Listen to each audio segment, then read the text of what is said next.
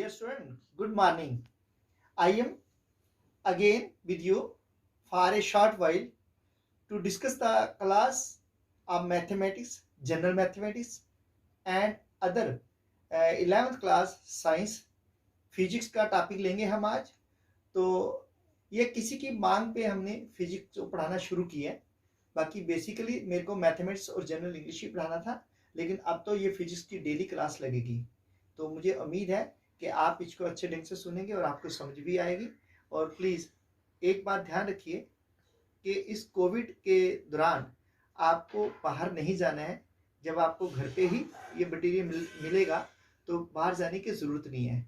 So stay in, stay safe, ठीक है। और उसके बाद हम ये रेगुलर नहीं ले रहे हैं, अल्टरनेट ले रहे हैं क्लासेस, ठीक है।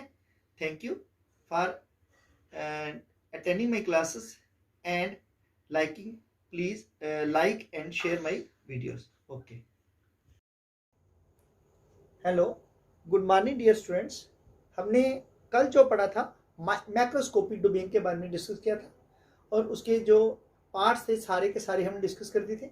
आज हम नेक्स्ट डोमेन डिस्कस करने जा रहे हैं, इसको कहते हैं माइक्रोस्कोपिक डोमेन।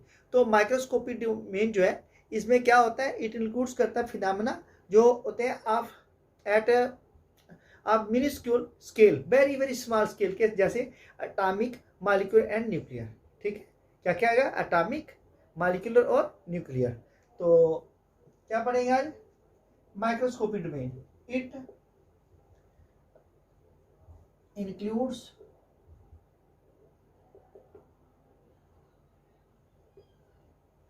इट इंक्लूड्स ये क्या इंक्लूड करता है, phenomena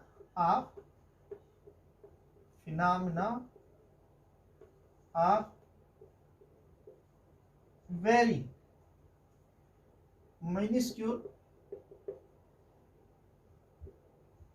scale such as atomic, molecular and nuclear। ठीक है, इन चीजों को ये डील करता है। उसके बाद क्या है कि ये जो है it also deals with the interaction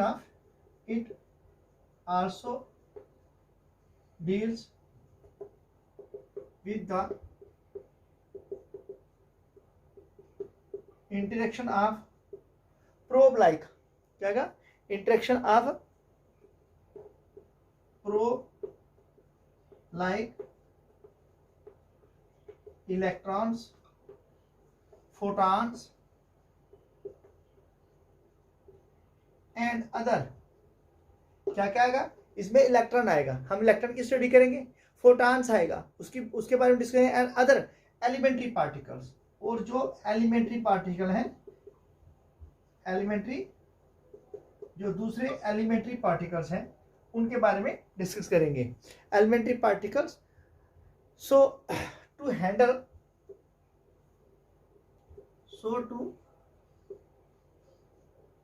handle इसलिए इस स्थिति को हैंडल करने के लिए, इसको चलाने के लिए सम फिनोमेना क्वांटम थ्योरी,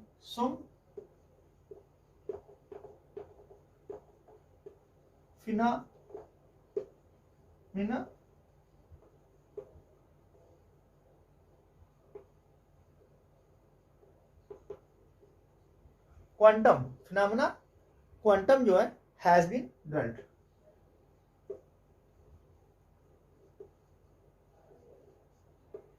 इनको डेवलप किया गया है।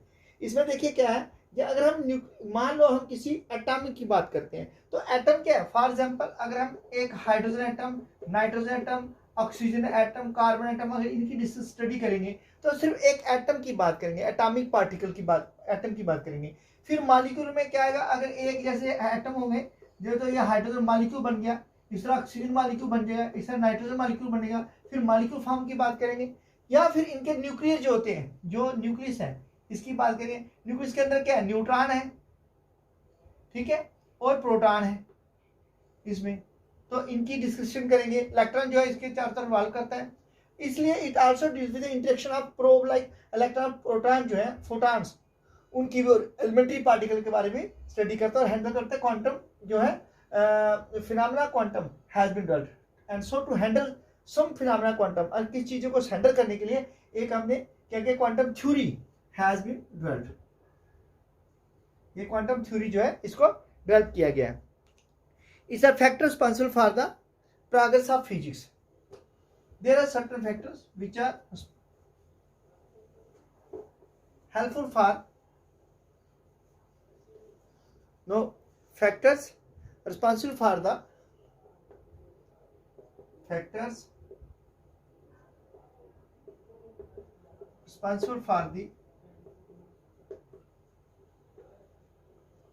development or progress of physics are. ये कौन कौन से फैक्टर हैं जो रिस्पॉन्सिबल हैं जो इसकी डेवलपमेंट के लिए, प्रोग्रेस के लिए, फिजिक्स के लिए। पहला क्या है, इसमें आएगा क्वांटम, जो क्वांटिफाइव एनालिसिस, जो quantitative analysis along with qualitative analysis. First क्या आएगा कि quantitative analysis with qualitative analysis.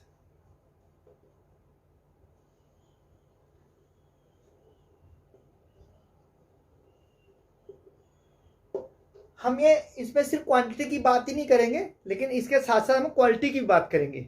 एक तो ये इसका फर्स्ट है जो फिजिक्स की डेवलपमेंट के लिए। दूसरा application of universal law in different context. Second क्या है, applications of universal laws in different context।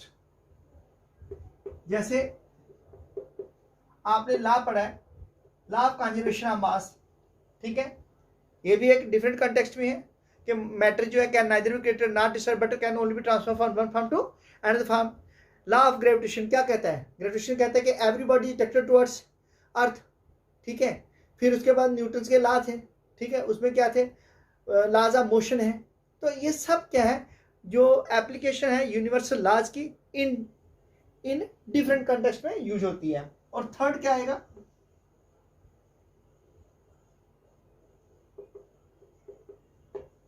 Third part में क्या होगा कि अप्रॉक्सीमेशन अप्रोच, ठीक है। इसमें क्या आएगी, अप्रॉक्सीमेशन अप्रोच।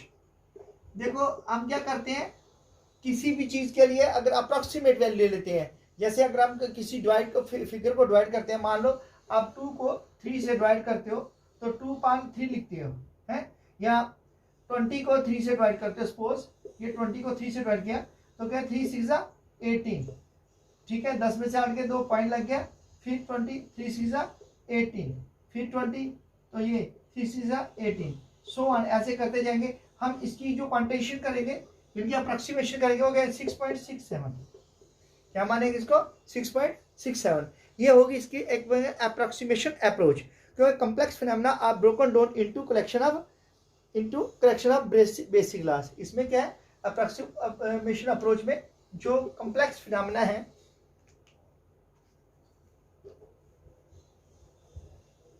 इसमें क्या होता है, complex phenomena, complex phenomena are broken down, ठीक है। जो कॉम्प्लेक्स चीजें तो को ब्रेक करते हैं, मतलब छोटे छोटे कर देते हैं, into collection of some basic law, into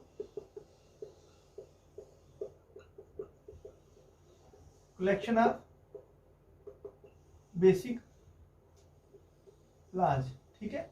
basic law को कलेक्ट करने के लिए जो कॉम्प्लेक्स फिनोमेना है उसको हम क्या करते हैं, ब्रेक कर देते हैं, तोड़ लेते हैं। फिर extracting and focusing and essential feature of A phenomena. हम क्या करेंगे, चौथा पार्ट क्या का, extracting and focusing of essential, क्या है, फोकसिंग ऑन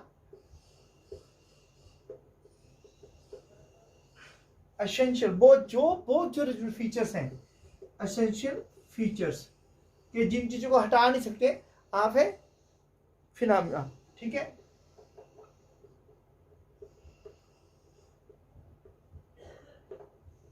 मतलब क्या हो गया,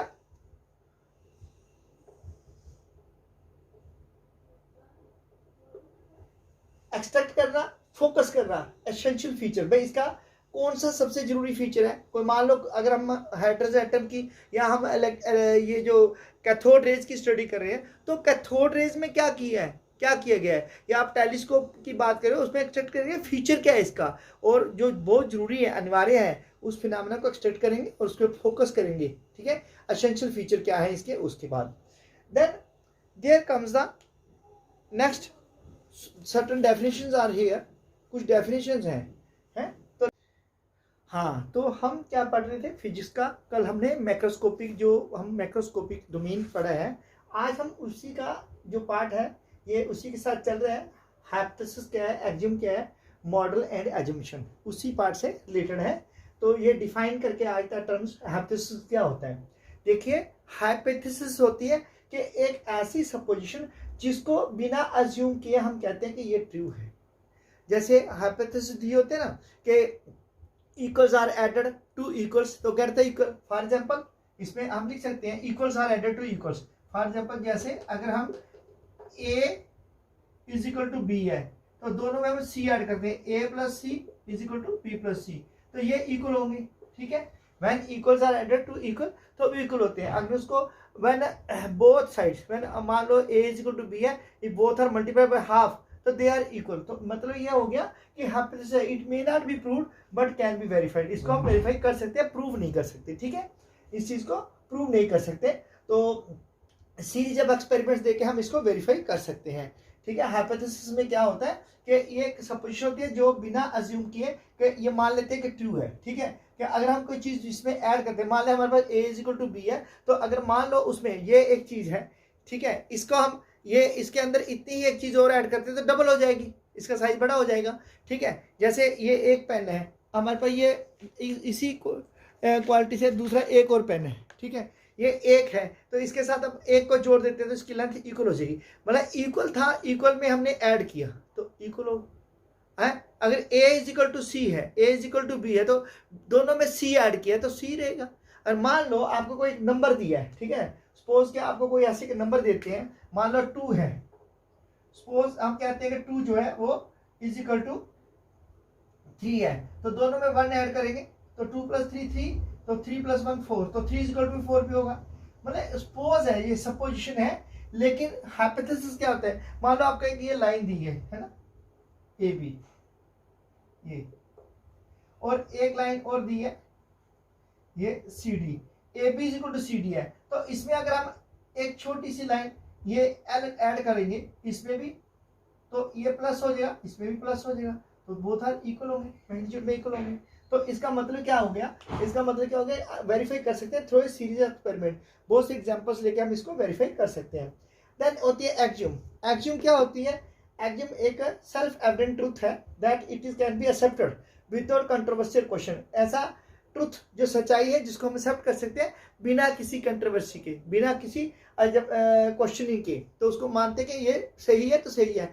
जैसे जैसे जैसे सूरज ऊपर चढ़ता है तो हमारा हाइट जो है वो कम होती जाती है, जैसे सूरज डूबने पे जाता है early in the morning height ज़्यादा होती, लेंथ ज़्यादा होती है, हमारी जो बॉडी की परछाई है उसकी लेंथ ज़्यादा होती है। जैसे सूरज ऊपर आता है हमारी जो परछाई है वो कम होती जाती है, जैसे शाम बढ़ती है फिर वो बढ़ना शुरू हो जाती है शाम पड़ने के साथ साथ। तो इसका मतलब ये हो गया कि एक्सेप्टेड है विदाउट कंट्रोवर्सी, पे क्वेश्चन वाली बात ही नहीं है कोई। Then there is a model. Model क्या आता है, मॉडल क्या है, it is a theory of process proposed, theory proposed to explain observe phenomena. मान लो कोई चीज़ हमने ऑब्जर्व की है, जैसे मैंने कल एक ऐसी एग्जांपल दी थी, मैं कहता हूँ सपोज कि एक आदमी है, ठीक है, उस आदमी को क्या है, उसको अस्थमा की बीमारी है। हमें पता है कि अगर हम सिगरेट पीते हैं तो it is injurious to health. ठीक है, हम मॉडल बना के लाते हैं कि भाई सिगरेट पीना सेहत के लिए हानिकारक है। अब वो मॉडल बना के लाते हैं, वो प्रपोज है, मॉडल हमने पहले प्रपोज किया है कि सेहत के लिए सिगरेट पीना हानिकारक है। वो मॉडल लेके आते हैं, उसको ऑब्जर्व करके बताते हैं देखिए ऐसा ऐसा हो जाता है बॉडी के साथ। ठीक है, इसी तरह अगर आप कोई टेलीस्कोप, कोई माइक्रोस्कोप, किसी का मॉडल बनाते हो तो मॉडल उसी चीज़ को वो थ्योरी पे ही एक्सप्लेन करता है। जैसे आप एक मॉडल बनाते लाते हो कि सन स्टेशनरी है, प्लैनेट्स के चारों तरफ चक्कर काट रहे हैं, वो सिर्फ आपने मॉडल प्रपोज किया हुआ है, आपने उसको देखने से वो ऑब्जर्व फिनोमेना उसको सिर्फ एक्सप्लेन करना है, वो हो गया आपका मॉडल। फिर जो फोर्थ पार्ट जो आता है वो क्या है, it is a base of physics. ये जो अजम्पशन क्या है, ये बेस है, बेस ऑफ फिजिक्स है, where a number of phenomena can be explain, जहां पे बहुत सारे फिनोमेना एक्सप्लेन किए जा सकते हैं। दीज अजम्पशन जो है,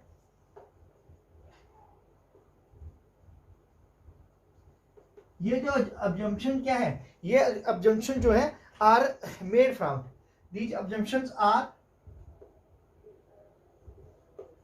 made from experimentation,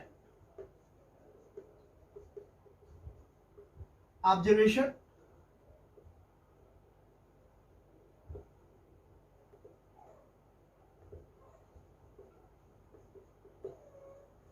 and a lot of data,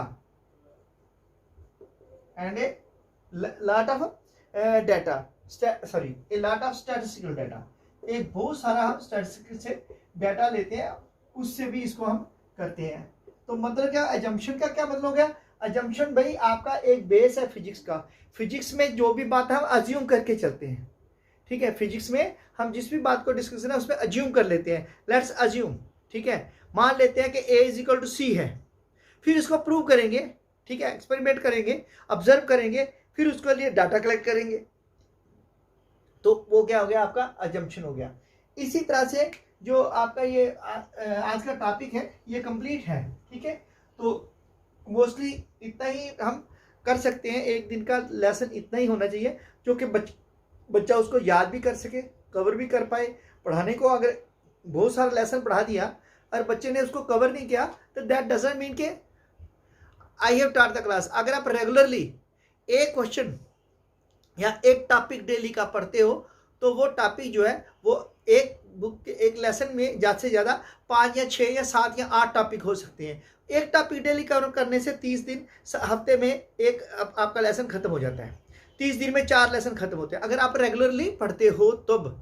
तो ठीक है, तो आज का जो टॉपिक है ये यहीं समाप्त करता हूँ। Thank you, goodbye, have a nice day. Please don't forget to like, share and subscribe my channel with the hope